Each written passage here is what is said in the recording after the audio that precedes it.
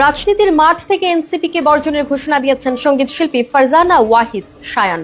বলেন, নতুন রাজনৈতিক দলটিকে আনুষ্ঠানিকভাবে আজকে থেকে বর্জন করলাম। আগামী নির্বাচনে আমি এনসিপি, জামায়াত এই সমমনা দলগুলোকে ভোট নিজে তো দেবই না এবং মানুষকে অনুরোধ করব যেন তারা এই দলগুলো থেকে দূরে থাকেন। সামাজিক যোগাযোগ মাধ্যম ফেসবুকে দেয়া এক পোস্টে সব কথা জানান শায়ান। লিখেছেন, জামায়াতকে বুকের সাথে আগলে রেখে রাজাকারের বেকসুর খালাসকে উদযাপন করে আপনারা আমাদের ভোট চান?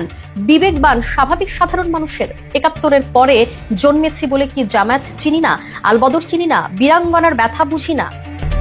তিনি বলেন, এদেশের ছোট বাচ্চারাও ইতিহাসবিদদের মতন দিন তারিখের রেফারেন্স দিয়ে জামায়াতের জন্ম ইতিহাস বলতে পারবে না হয়তো, কিন্তু জামায়াত কি, তাদের আদর্শ কি, তারা এই দেশের মানুষকে নিয়ে কি করতে চায় তা আজকে সকালে জন্ম নেওয়া বাচ্চাটাও কালকে বিকেলের মধ্যে শিখে যায়। নতুন দল এনসিপির সার্জিসরা, হাসনাতরা প্রথম থেকেই তাদের রাজনীতি পরিষ্কার করে দিয়েছে। ধন্যবাদ। সেই হিসেবে দেশের মানুষের, আমাদের মতো সাধারণ মানুষের অনেক সুবিধা হলো।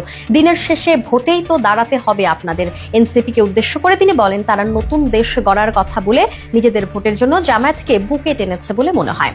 শায়ান আরও লেখেন, জামায়াতের সাথে হাত মিলিয়ে কোলাকুলি করে ভোটের রাজনীতি করতে গিয়ে এই দেশে কিছুদিন আগেই একটা বড় দলের ত্রাহি মধুসূদন দশা হয়েছিল।